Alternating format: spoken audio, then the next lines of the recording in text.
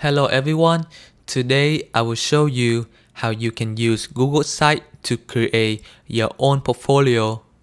If you find this useful, then please leave a like and subscribe. So a portfolio is very helpful when you applying to jobs either for work or for school. So a tool called Google Site is very helpful. So the first thing is you would go to Google Site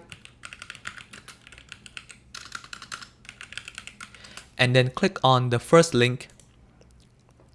So Google Site gives you several templates.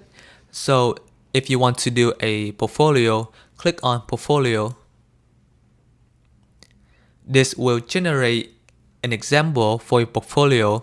So now you just have to customize your own portfolio. So you can change the name here. You can add your own picture here and then add any work experiences that you did before or any kind of project that you have did. And then at the end, you can also enter your email address. So a portfolio, it allows you to add anything you want, any experiences that you did. And once you are ready, you can publish this portfolio by making a custom domain. But I will show you in another video.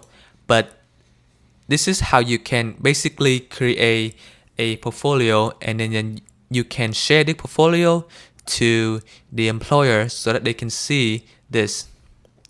And thank you so much.